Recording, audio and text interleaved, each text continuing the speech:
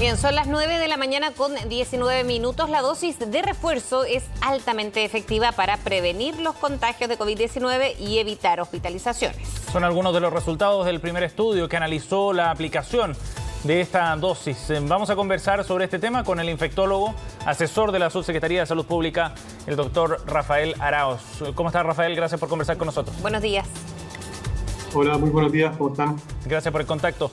Rafael, bueno, estos antecedentes son bien importantes, de alguna manera refuerzan la estrategia que se está desarrollando en nuestro país. ¿Cuál es la principal conclusión de este estudio, Rafael?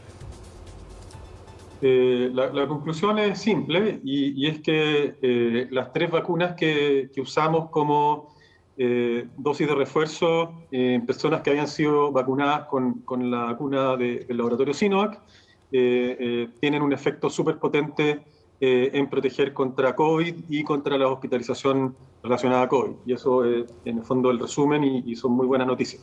Claro, ahora en lo que es llamativo era en las otras vacunas, ¿no? Porque lo primero que se dio a conocer fue que con Sinovac, por ejemplo, se necesitaba esta dosis de refuerzo. Ahora se incluyen otras vacunas para esto mismo. ¿Cuándo y cómo debiese llevarse a cabo? Lo pregunto porque como estamos en un proceso de vacunación, se van a ir incorporando. ¿O está también en su rol saber esa información de cómo se va a ir haciendo en la práctica? Afortunadamente no me encargo de la logística. Hay gente mucho más preparada que yo para organizar eso y están trabajando activamente en eso. Entiendo que pronto, o sea, en una semana más ya se va a empezar a reforzar a personas que partieron vacunándose con Pfizer. Pero Pfizer partió incluso antes que Corona, muy poquito, pero hubo gente que se empezó a vacunar con Pfizer a fin del año pasado. Y sabemos por los datos de Israel que también en el tiempo la vacuna de Pfizer tiende a perder un poquito de su efectividad para prevenir al menos la circulación viral y las infecciones. Entonces es importante que vayamos incluyendo otros grupos.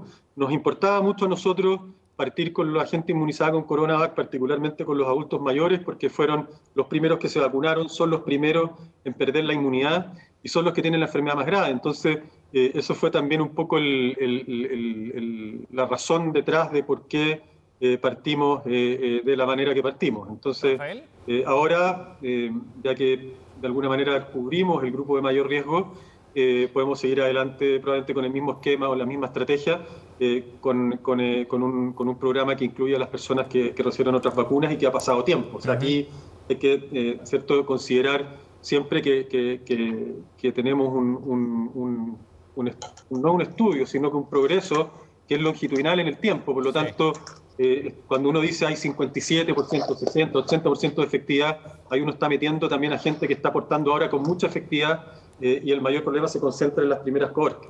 Rafael, ahora el estudio analiza también cuál es la combinación más efectiva entre todas las vacunas que están disponibles. No podemos compararlo. No es que no quiera o que quiera hacer el caso que todas funcionan. No sería correcto. El estudio no está diseñado para eso desde el punto de vista metodológico.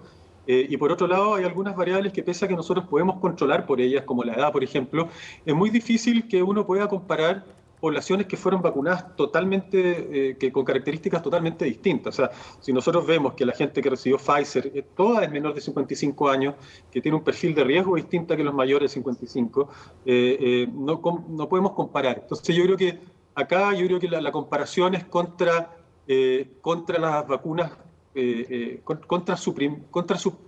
contra el esquema primario, cual sea el que estamos comparando, en este caso CoronaVac.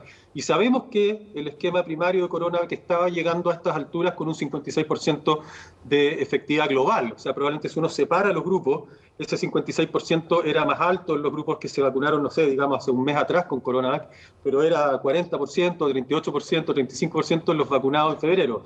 Entonces, yo creo que el concepto acá es que las vacunas fueron notablemente potentes y fueron notablemente potentes en una población que es de riesgo y que responde menos. Entonces, escuchar que CoronaVac sube a 80%, que AstraZeneca suba a 93%, 94%, no me acuerdo el número exacto, como para prevenir contagios, es realmente notable. Es un efecto súper potente. ¿Y cuándo o cuánto es el plazo estimado como para ir sabiendo si después de una dosis de refuerzo se puede necesitar otra? Lo mismo para los niños, por ejemplo, que están siendo vacunados hace pocas semanas, doctor. Sí, bueno, con niños es el próximo paso, ¿cierto? Esto mismo que hemos hecho con tercera dosis, lo vamos a ir repitiendo con tercera dosis más adelante, ¿cierto? Para poder incluir fallecidos y otros desenlaces que son importantes. Y también lo vamos a hacer con niños, o sea, vamos a ir teniendo información acerca del rendimiento de cada uno de los programas. Con respecto a qué va a pasar, yo pienso, y acá es un poco ya el terreno de la especulación, que nos va a pasar lo mismo que ahora, en el sentido que vamos a ir monitorizando el efecto de la vacuna. Vamos a observar eventualmente en algún momento que hay una disminución y primero vamos a ver la disminución en contagios, por lo tanto no vamos a alcanzar a saber si esa disminución impacta en mortalidad o no. Por lo tanto es muy probable que pasemos a una vacunación anual porque no queremos esperar, ¿cierto?, a ver que hay que en realidad debíamos haber vacunado y no lo hicimos. Por lo tanto, tiene sentido que en la medida que avancemos con la vacunación de refuerzo, la vacunación de los niños, y estemos llegando a una población totalmente reforzada, digamos, abril, mayo, el próximo año, lo que nos tome, en ese momento empezar con el programa anual de vacunación que entraría la gente que se vacunó el 11 de agosto. Entonces, más o menos nos va a dar un poquito antes del año, y ahí yo espero que sea una vacunación anual. Probablemente las decisiones ahí van a ir ya, ¿cierto?, actualizándose según la información que tengamos, la disponibilidad de vacunas y las decisiones que tomen quienes estén a cargo en ese momento. Pero más o menos eso es lo que más o menos todos estamos pensando. Doctor, pensando en estos resultados y en el efecto que esos niveles de efectividad significan desde el punto de vista de la transmisión, por ejemplo, del virus o de la evolución de la pandemia, desde el punto de vista de la situación epidemiológica. ¿Qué significaría eso en el escenario, en las proyecciones que se pueden hacer sobre cómo van evolucionando los casos diarios, los casos más graves, etcétera, a nivel de indicadores? Un poco para poder estar seguro del efecto que tiene una intervención a nivel como poblacional, con respecto a la pregunta que tú me haces, tiene que pasar un poco de tiempo, porque ahora uno lo que puede hacer es correlacionar fenómenos, pero no estamos seguros de la causa. Entonces, si uno mira cómo se fue comportando la curva de casos que se convertían en casos más graves en el tiempo, nosotros vimos que iba subiendo la curva en marzo y en la medida que fuimos poniendo segundas dosis, bajó la curva.